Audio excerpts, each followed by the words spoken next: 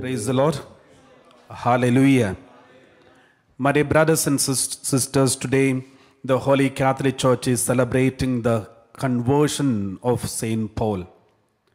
When we celebrate the feast of the conversion of Saint Paul, it is time for us also to celebrate our conversion, if at all, if we have one conversion. So we should celebrate our conversion on this day in a special way. It is good to reflect about our own conversions and thank the Lord, because the church is thanking God the Almighty for the conversion of Saint Paul, which has contributed a lot to the wealth of the church. Praise the Lord. Hallelujah. On this day, I remember one conversion which I happened to read some years ago when I was in the seminary. That was during my novitiate time. We had so many books in our library, and I happened to take one book, and then I was searching the first pages and the contents. Then it touched me because it was a conversion story of a lady, and the title of the book is I Dare to Call Him Father. I Dare to Call Him Father. It is one of the bestseller books from America, New York bestseller. And this book is the autobiography of Begum Bilquis Sheikh. She's a Muslim, and she was the husband of an interior minister of Pakistan. And this happened, she was born in, I think, 1912, 12th December. And she died in 1997. This book you can search and find. It's good to read. I Dare to Call Him Father. So she is born and brought up in a very elite family in Pakistan, because her husband name is General Khalid Masood Sheikh. He was the Home Minister or the Minister of Interior in Pakistan. And her father was Nawab Muzaffar Ali Khan. He is also a very well-known figure in the Punjab province of Pakistan. And her cousin was the Prime Minister of Punjab province in Pakistan, Sikandar Hayat Khan. These are all very famous people in Pakistan and well-known family, one of the richest families in those days in Pakistan. And this Begum Bilquis Sheikh, I think it was in 1960s, 1968 or something, she lost her husband, she lost her parents, and then her marriage was dissolved, and she had no one, and she was living in London and Paris, and she has some houses in different countries, the whole family. So she was in Paris and London. She left Paris and London and came to Rawalpindi, and that is where her hometown in Pakistan. And she left Rawalpindi and then went to Wagh. Wagh is an Himalayan city, a small village, and she has got a very beautiful palace there in Wagh, and she started staying there alone with some servants, because her parents are gone, husband is also dissolved, and nobody to take care of her, and she withdrew from the whole world. She was a very powerful social activist and very much involved in the politics and many other things, but she decided to have a silent life, and that is why she went to the Himalayan area, and there she started staying there. And she adopted her one of her grandsons, because there is a huge, big family. And she took one of her grandsons and then adopted as her own son, and took him to the Himalayan town, the house where in the Himalaya. And then, when she was alone, she felt a kind of a depression experience. She was feeling meaningless in everything. And then she wanted to turn to spirituality. And therefore she started taking their book, spiritual books. She started reading Quran.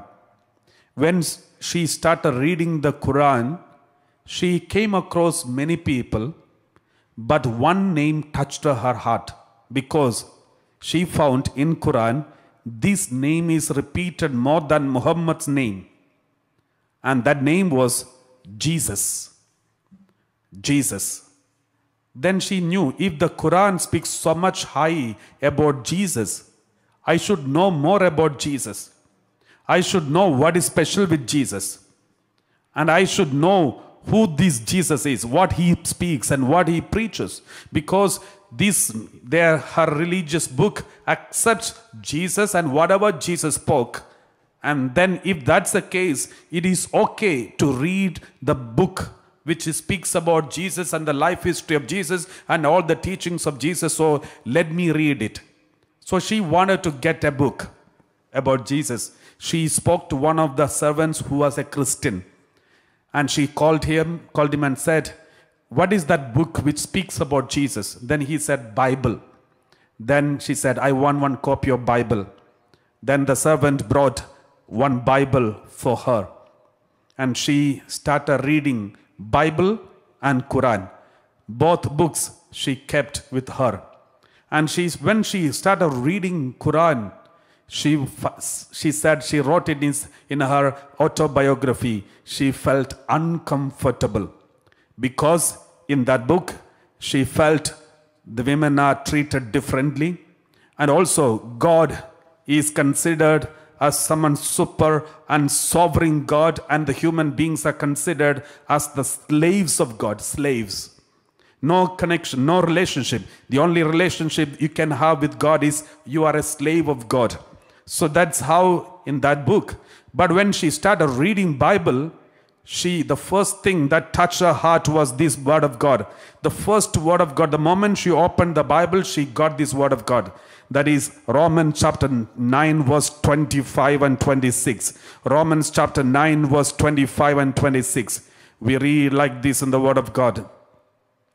As indeed he says in Hosea, those who were not my people, I will call my people, and her who was not beloved, I will call beloved.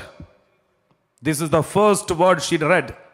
As indeed he says in Hosea, those who were not my people, I will call my people, and her who was not beloved, I will call my beloved. Verse 26, we read, and in the very place where it was said to them, you are not my people, there they shall be called children of the living God. She was touched. Children of the living God. And then she said, if I am a child of God, then I can call God as my father. And then she was shocked because she can't even imagine in her religion, this is completely, against that religion. Calling God as our father. She cannot believe it. And she was shocked. And then she continued reading comparison between these two. And then whenever she read the Quran, she was feeling so uncomfortable and disturbed. But she said, she wrote it down in her autobiography, whenever I read the Bible, I was filled with the anointing and I started shedding tears. The tears were rolling down from my eyes continuously because I found life in that word of God. I found anointing in that book. And then she continued reading. And then meanwhile, her grandson, his name was Mahmoud, and he was sick. And he was admitted in the hospital in Taxila. And then she went to the hospital to be with him. And then she met one Catholic nun. And this nun was coming to their room in the hospital, and the nun found her reading Bible. Though being a Muslim, she was reading Bible, and the nun was shocked. And she asked the details, and then she told the nun, yes, I read Bible. I want to know the truth. I also read Quran. I read Bible. I read these books. And then this nun said, you have to pray to God. You have to make sure to find the truth. You can't go on everything, but you ask God whom you believe. Say, reveal to me if you are there. Lord, reveal to me if you are there. Which is the right path I should follow? And then, after they came back from the hospital, she started praying to God. God, I don't know who you are. I don't know what is right. What is the truth? And she kept the both books in front of her and said, I don't know which book I should hold on to, and I believe and I should read continuously. Then suddenly she heard a voice, and the voice says like this, the book in which you are able to call me Father. Praise the Lord. Praise the Lord. In which book you find me as your Father? That was the question the voice asked. In which book you find me as your Father? Then suddenly, instantly, she was able to say, in Bible. And then the answer is given to her. That is the book you should follow.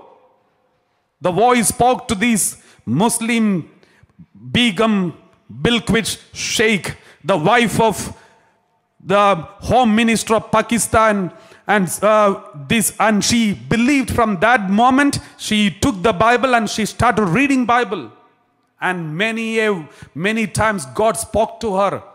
My dear brothers and sisters, she was filled with joy the moment she came to know this is the Lord God who revealed himself to her, without any attending retreat, without even meeting any Christian. Because in Pakistan it is very difficult to find someone to come and speak to a family like hers, to speak about Jesus. It's unimaginable. But God went to her family, went to her house and spoke to her personally and converted her. And my dear brothers and sisters, and one day she used to read the Bible, and she used to keep here and there, and sometimes in the office, sometimes in the living room, sometimes in the bedroom, sometimes somewhere. And then one day she had a dream. When she was sleeping very deeply, suddenly she had a dream. In the dream she saw Jesus coming to visiting her house, and Jesus is preparing the food, and she and Jesus was sitting around the table, and Jesus was serving, and Jesus was speaking to her, and she felt joy, and Jesus stayed with her 2 days. And she wrote in a book, I could not, even after when I got up the next day, I could not believe that it was a dream, because it was as if it was really happening in front of my eyes. And in the dream she saw Jesus was there with her, talking, chatting, giving her food and feeding her and loving her. And then, just like her father used to love her, she had a very good relationship with her father, and she experienced the same or more love and more anointing when she was with Jesus. And suddenly in the dream, the scene changed. In the dream, the scene changed. And then she saw she is standing on a mountain. On the mountain there was a man with the dress of a skin of camel and the sandals and one stick, standing in front of her and speaking to her. Then suddenly she is addressing him, John the Baptist. And she said, I never knew John the Baptist. I never heard that name, because I did not start reading that part of the Bible. But in the dream I called him John the Baptist, and I asked him, she said, I asked John the Baptist, the Lord came to my house and he stayed with me 2 days. After that I didn't see him, but I'm searching for him. Where is he? Where does he stay? Then John the Baptist told her, don't worry, he will reveal to you what you need to do. And then the scene over, the dream over. The next day when she got up, she was shocked that it was really happened. It was not just a dream. It was more than a dream. It was as if the real thing was taking place in front of her eyes. Then on the third day, she saw another dream. And in another dream, this was like this. And in those days, the high families in Pakistan or in Gulf countries also, they used to use lots of perfume. And in Pakistan, it was very difficult to get very precious perfume from important perfume.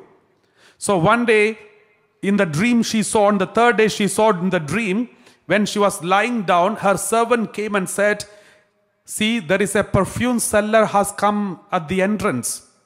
Then suddenly she got up because she wanted some perfume which are imported.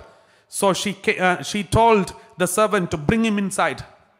Then the perfume seller came with the same dress of a perfume seller, with a big dress, and with a turban, and with something hanging on his neck, and that so many varieties of perfume. And then she was asking for perfume, and then he took one perfume which was so precious, and the smell was filling the whole room, so powerful, very soothing smell, and she could not even express the feeling of that smell. And then she wanted to touch that perfume. Then the perfume seller told her, don't touch it. And then he took the perfume and came to a bed. Next to the bed there was a table, and he kept the perfume there on the bed and said, this will spread the whole world. This perfume will spread throughout the whole world. This is what he said. And after that, suddenly the dream was over. And next day she got up. When she got up, the experience was as if she had physical encounter with somebody called a perfume seller. She could not believe that it was a dream. Suddenly she turned to see whether that perfume box is there on the table. When she turned to the same place where that perfume seller kept the bottle, the jar of perfume, she turned to that side, and from the bed, she was trying to reach out to that perfume jar. Suddenly she touched the Bible. It was the Bible that was exactly at the same place where the jar of perfume was kept. And she understood the meaning. She understood, this is my ministry. This perfume of this Bible should reach all over the world. And then next day she started to think about conversion, receiving baptism. In Pakistan, receiving the baptism to the Catholic Church, to the Christianity, it is impossible, especially to a family like hers. Her husband is a very important person, interior minister of the Pakistan. Her cousin was a prime minister of the Punjab province of Pakistan, and her family members are very well-known people in the whole Pakistan, and it was impossible for her to get converted. And she was confused whether to receive baptism. And she knew if she received baptism, she will be threatened and she will be killed, and it is challenging and risking her life. Then she was prolonging, and one day Jesus rebuked her. Jesus gave a small firing for her, and by giving the word of God, that was Gospel of Matthew chapter 10 verse 37. Gospel of Matthew chapter 10 verse 37, we read like this. We read, whoever loves the father or mother more than me is not worthy of me. And whoever loves son or daughter more than me is not worthy of me. She has written in her book, she was not more concerned about herself. She was more concerned about her grandson, Mahmoud, because she was ready to die for Christ. But she was afraid they may do something to her grandson. Therefore, she said, I will prolong it. But then the word of God said, whoever loves father or mother more than me is not worthy of me. And whoever loves son or daughter more than me is not worthy of me. Verse 38. Verse 38. And whoever does not take up the cross and follow me is not worthy of me. Whoever does not take up the cross and follow me is not worthy of me. After reading this, she could not resist herself. She went and received baptism. She went and received baptism, and after that she went and started attending all the Christian assemblies, all the Christian services and Christian assemblies she started visiting, and the whole news spread all over the people, all over the country. And especially all the ministers and even the general of the army, they all had a conversation with her in a special way to convert her, change her mind. But she was not ready to leave. And she was holding on to. She started getting threatening letters and life threat and many attack. Once her house was burnt, but somehow her servants and other people tried to put it off. And then she knew it is dangerous to be here. And then it was, I think, is in 1973, she escaped to United States. And there she happened to meet Billy Graham. And she joined with the Billy Graham Ministries, and she started going to all the churches and all the assemblies and started preaching and giving the testimony of her life. And she even attended the Singapore crusade of Billy Graham, and she gave her testimony in Singapore and many countries. And she went on and giving the testimony of her life-changing experience with so many thousands of people. Because of her, so many people got converted to the Christianity. And my dear brothers and sisters, later she wrote a book, I Dare to Call Him Father. And this book became one of the best-selling Christian books in America and also the whole world. It was translated into almost so many languages in the world. My dear brothers and sisters, this conversion, like these conversions, this is something which God's intervention. That means God is active not only in the first century, God is active. You know, Jesus was with the 12 disciples. Jesus knew it is not enough. Then Jesus added St. Paul by personally coming and having an encounter with him. St. Paul had a personal encounter. It is not through any apostle St. Paul got converted. It is not through any Christian. No Christian, nobody involved in the conversion of St. Paul. Just like Bilquis Sheikh, she also had nobody to tell her who Jesus is. It is her own faith, her own conviction, her own encounter. Remember one thing, anywhere in the whole world, if anybody has a thirst to see the real God, to thirst to seek the real God, God will reveal himself. We read in the word of God, Jeremiah 29 verse 13. We read like this, Jeremiah 29 verse 13. When you search for me, you will find me.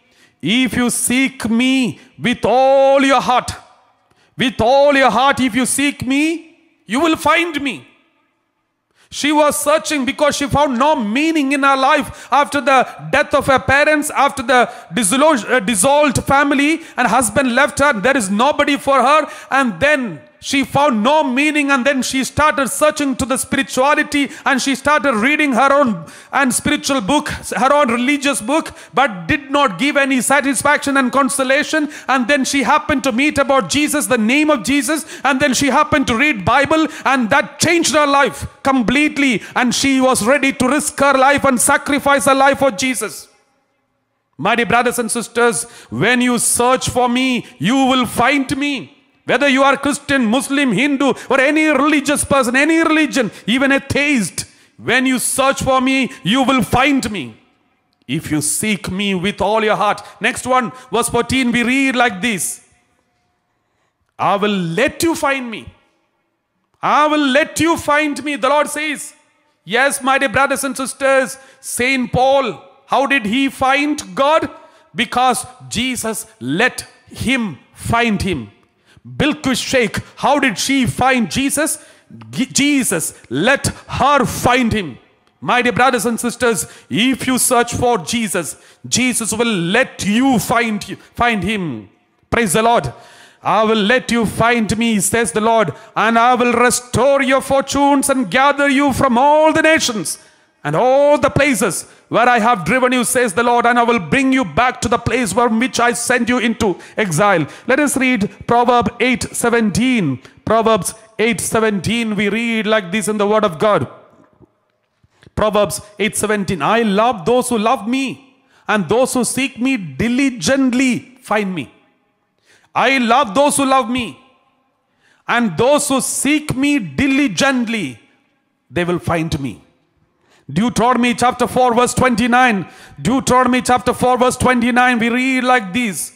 My dear brothers and sisters, from there you will seek the Lord your God. You will find him if you search after him with all your heart and with all your soul. If you search for the true God, whoever maybe you are, whichever religion you believe into, remember, if you search for God, if you search for the true God, if you ask God, God, if you are there, reveal yourself to me. The Lord says, from there you will seek the Lord your God and you will find him if you search after him with all your heart and with all your soul. My dear brothers and sisters, these are the convictions the Lord wants to give us. We have a God who reveals himself to each and every one of us if you search for him. Don't be satisfied with the faith that you have.